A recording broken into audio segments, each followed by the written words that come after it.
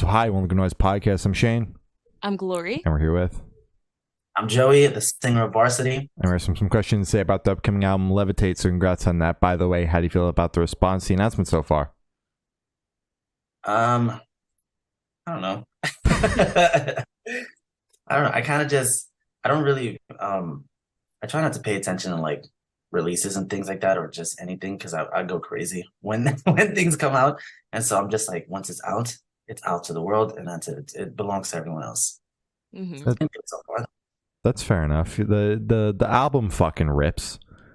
Immaculate. Immaculate is such a good word. I love this word. Exactly. It's so fucking fun to say. It just rolls off the tongue and it checks all the boxes for me. It really does. Yeah. Hell Fuck yeah. yeah. I did just want to say vocally, fuck yeah, man. You fucking crushed this record. I was listening to it. I was like, what the fuck? But yeah, I had to fucking drop that really This record quickly. was more fun for me vocally than the last one was. I think I was playing it too safe on the last one. Mm-hmm. Okay. So is there like any anxiety kind of putting this one out because you kind of went a little bit out of your comfort zone? Yeah, a lot actually. So the last record, I went to like a professional studio and did everything like the most professional way possible. This record, I did the entire thing in my house and like in my apartment. Oh shit. I self-produced pretty much every song on the record, and then I had some help from I got JD, the former guitarist of Vice Nine Kills. He reproduced some of the songs on the record with me, and then we sent it off to get mixed and mastered. But I did everything at home, and so it's like I'm very nervous about it. I wouldn't have known if you didn't tell me because it sounds fucking amazing. Yeah. Appreciate that. Hell yeah. So is there any meaning behind the album title or cover art? Yeah, so the title pretty much Levitate is just like I feel like I'm just kind of like floating in this place in life. Like I'm just like there. I'm just like just always in this I'm not on the ground, I'm not in the air, I'm just right here. And so for like the album artwork and all the single artwork, I went to a bunch of places where I kind of grew up and have memories there. Some of them were terrible memories, but I was like, you know what? I just want to be in this moment right now. And so that's how that all came together. Hell yeah. Oh shit. So did you do that while writing as well, kind of putting yourself in an area where you were kind of reliving bad experiences to kind of bring up everything? Yeah, I pretty much tortured myself with this record. God damn it. I would do everything. I would like write a song and then we'd be like, oh, we have a shoot today. And I'm like, I know exactly where to go with this one. Ah, oh my God. So do you prefer to do that while writing, or do you kind of see it as like a negative cycle, I guess? I don't know. I don't know why I did that. It felt right this time. And so I just did it. I was like, whatever, it feels right, so I'm just gonna go with it. I don't know if I'll ever do that again though. Fair enough. Yeah. Fair enough. Yeah, that's a good idea. So can you tell us a little bit about your writing process for the album? Yeah, so I would wake up and I'd drink coffee and I'd play guitar and then I'd just sing. That's it. That's like the whole writing process. I didn't really I wish I had a better way, but it's just I'm like very random with everything. So I would write the music first and then I'm just like I listen to it over and over and I'm like, all right, what feeling do I get from this? And I would just run with that. Mm-hmm. Fair enough. Gotcha. So your writing process is just kind of freestyling in a sense, or do you put pen to paper? No, I don't put pen to paper ever. I freestyle everything. So even when I record vocals, like I don't even know my lyrics half the time because I will start freestyling them as I go and I learn them at the end of the song. What the hell? Yeah, so I grew up listening to like a lot of rap. Like I grew up in Harlem, New York City. So like I grew up listening to like Jada Kiss and Beanie Sigel and stuff like that. And I saw all these freestyle battles. And so I'm not a rapper. Obviously I'm a singer, but I grew up like wanting to do that. I was like, oh, these people just come up with stuff like, whatever feels right, they go with it. Mm-hmm. And that's how I do my songs. So I go through the whole process, and then at the end of the song, I'm like, okay, these are the lyrics. Like I'll go back and fine tune some lyrics because sometimes some things don't make sense, but I learn everything at the end. Okay. Very For interesting. sure. Yeah, now that you connected, I'm thinking, why don't more artists do that? Because if rappers can freestyle, why can't singers? I think it's different for everybody. I do know some people who do that, who use that approach and it works for them. I know some people who can't do that though. Like I've worked with some artists, and they need to write their thoughts down for everything. Mhm. It just doesn't come to them like that. For me, if I start writing, like if I take out a piece of paper or a pen, um, I I draw blanks every time. Got Gotcha. it. Got it. Wow. So you kind of have to like throw yourself in there to get the cogs turning, I guess. Yeah, but also for me, I feel like it's more real because whatever comes out is whatever's natural to me, and I've always loved that. Huh. That's really fucking cool. Hell yeah. That's fucking awesome. Yeah. So what song off this album took the longest to write, and which one is your personal favorite? What took the longest to write? That's a hard question. I don't know if I have a favorite. I lean towards Powerless a little, just because it's like probably the most relatable one. Like I've been through that situation countless times in my life, so I lean more towards that one. I don't know if I what song was the longest? Probably maybe The Feeling or Can You Love Me took me the longest to write.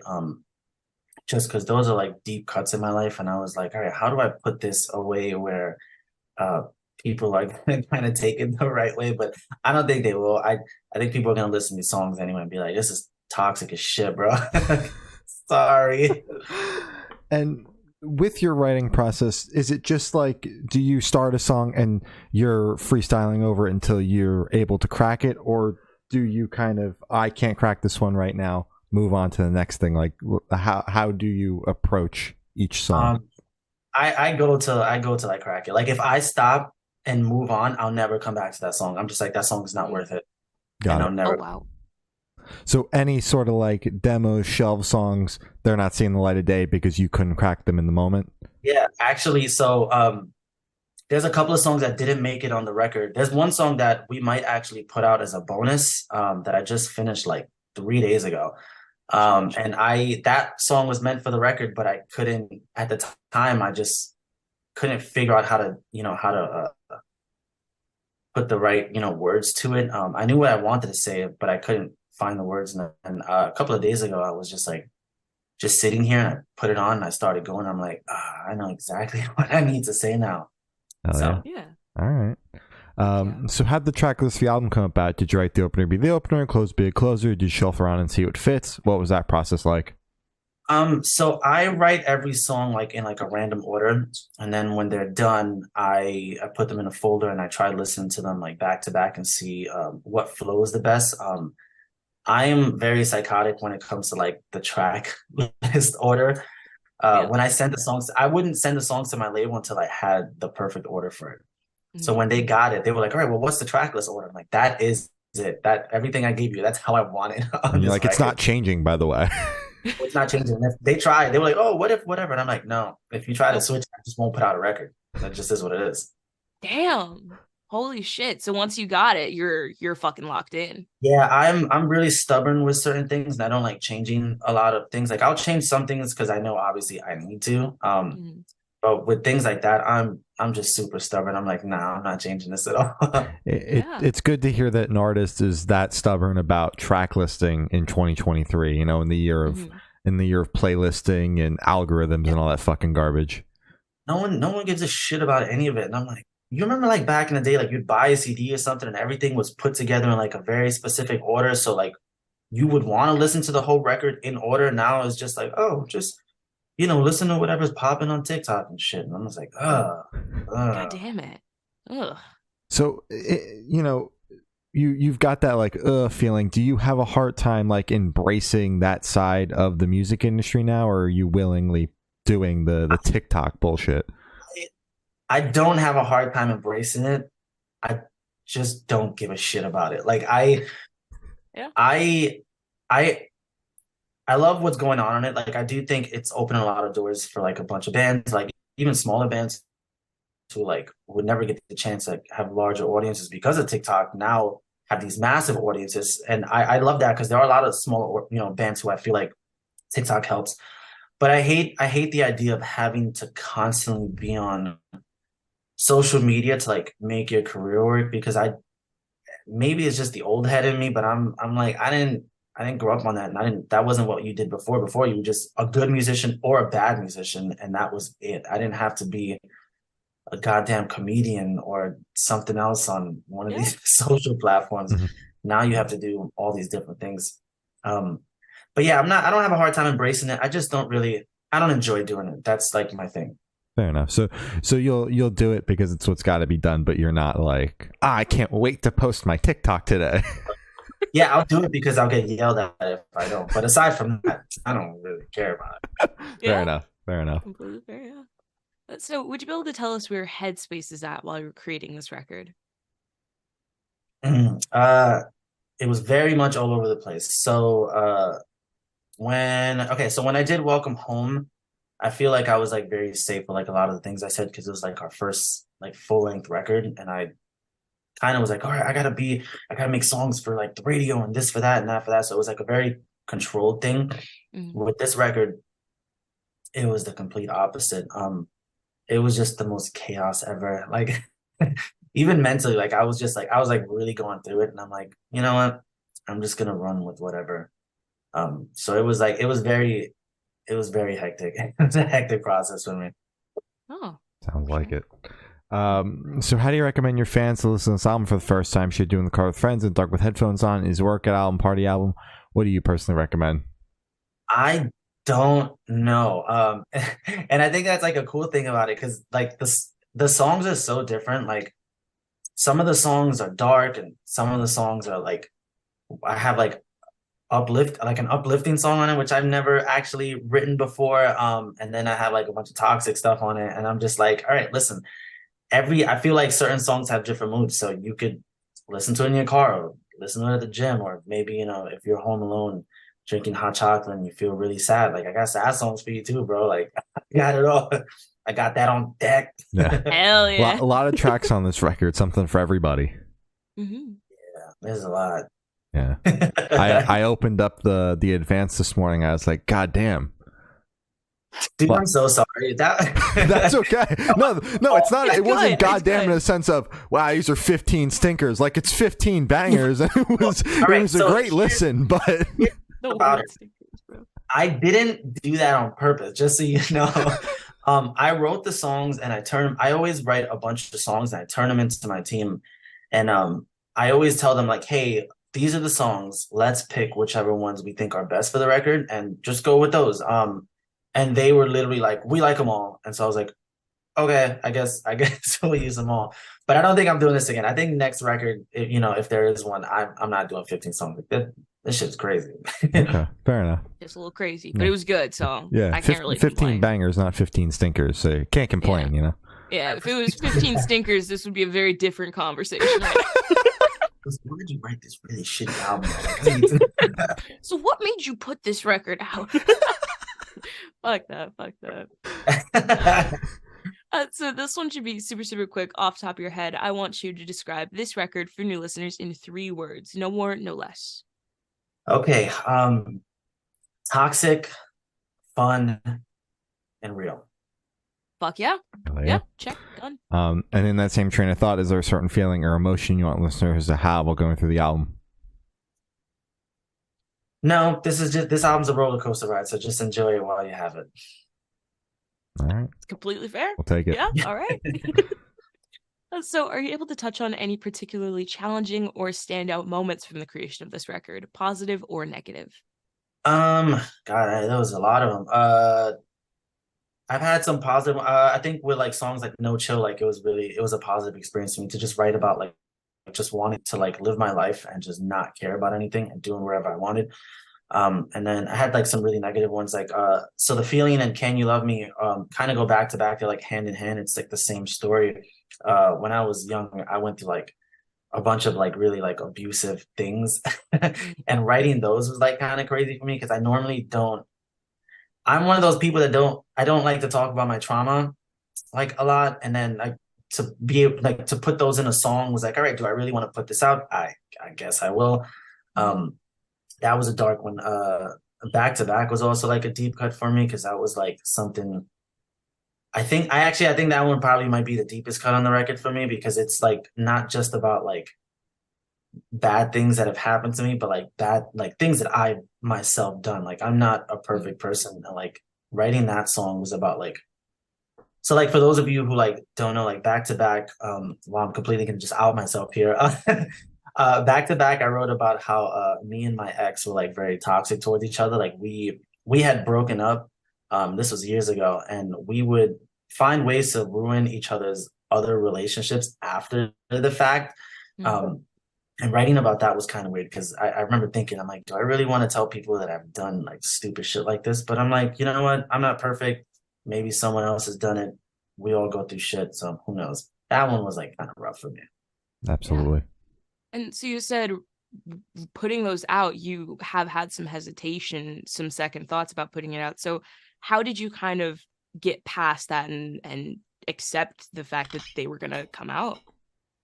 Just decided that I didn't give a shit. Like I, Yeah. I don't know if there was like that was like the only thing I could think of. Like even with like Kill the Rich, like that song, when I first showed that song to like my team, that was one of the songs that was like, yo, you sure you want to like put this out? Like the title of the song is literally Kill the Rich. Like it's like you Yeah. can't just go around and talk about killing rich people, but it's not the fact that I want to kill rich people. It's just about the feeling I get from like the world I live in, you know, like Yeah.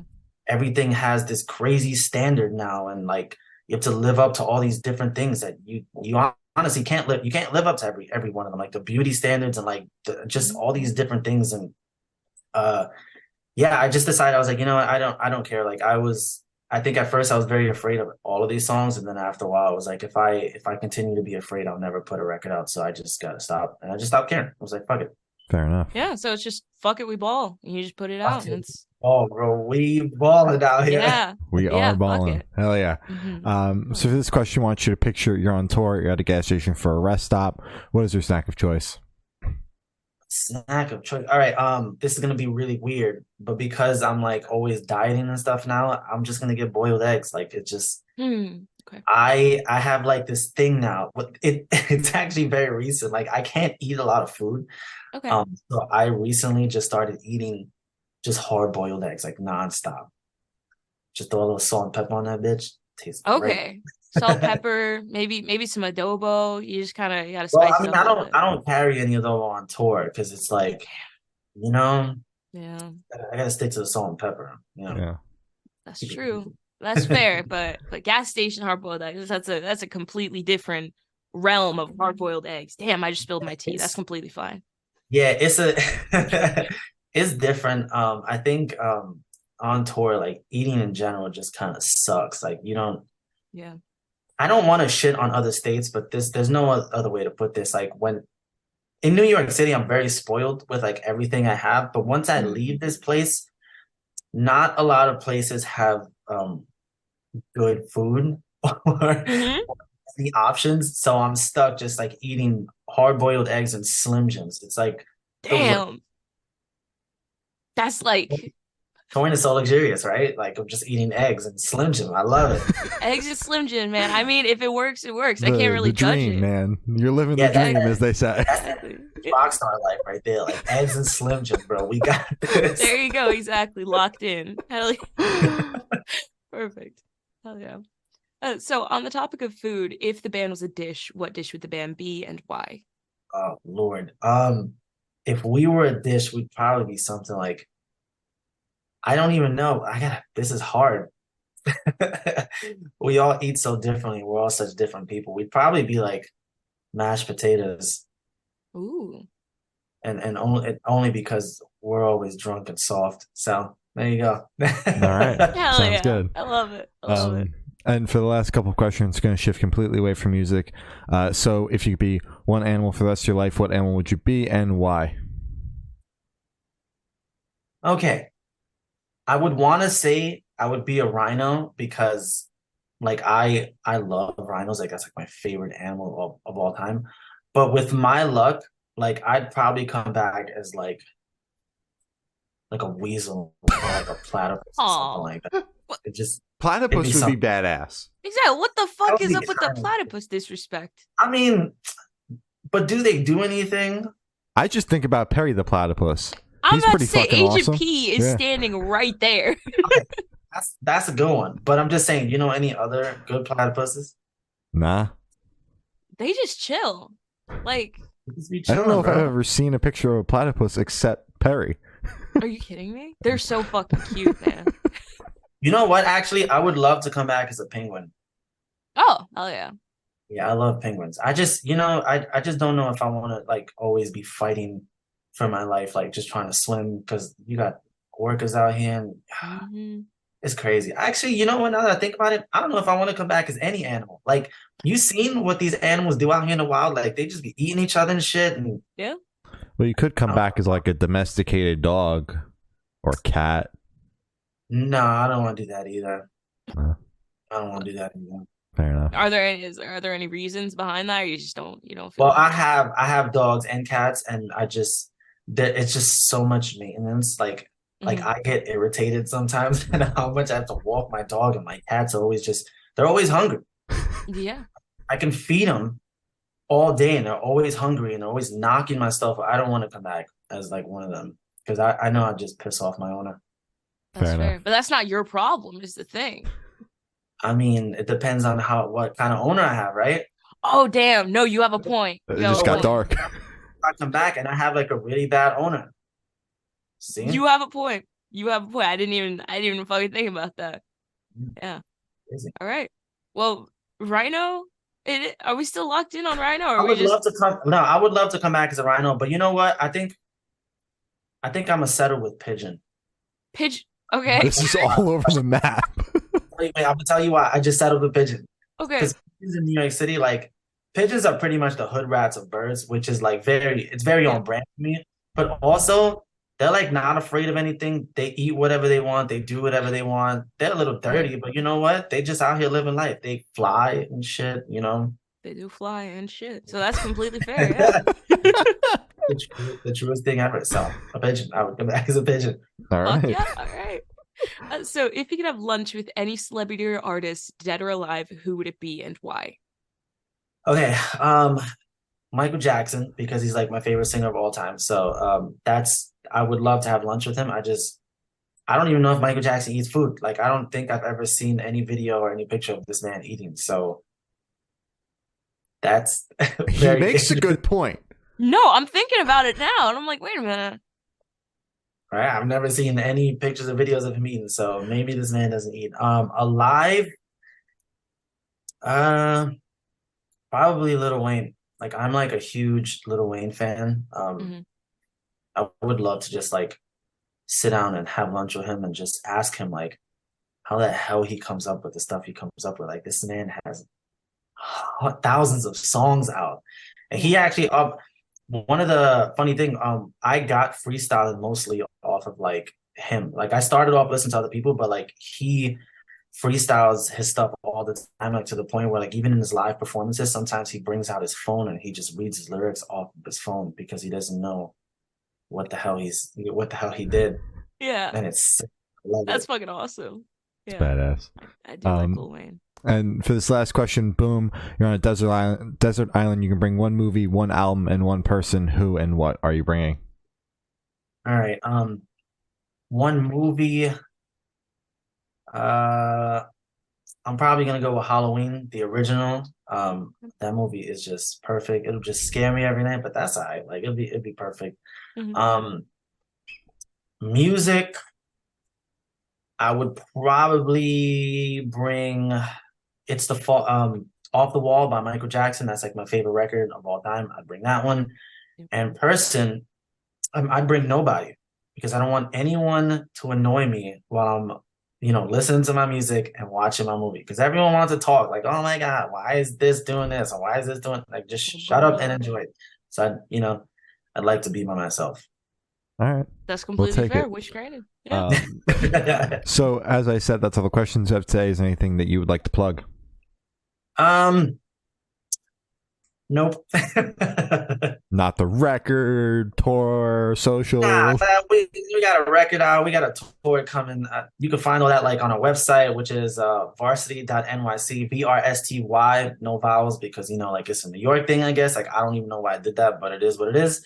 And yeah, just keep a lookout for like other stuff because we're gonna keep putting out music and keep touring, and then doing the music thing, living the glorious life, eating hard-boiled eggs and Slim Jims all day. Rockstar life. Hell all yeah. day, every day. All right. Well, thank you, Snell. It's been Joey from VRSTY, and we have been the Good Noise Podcast.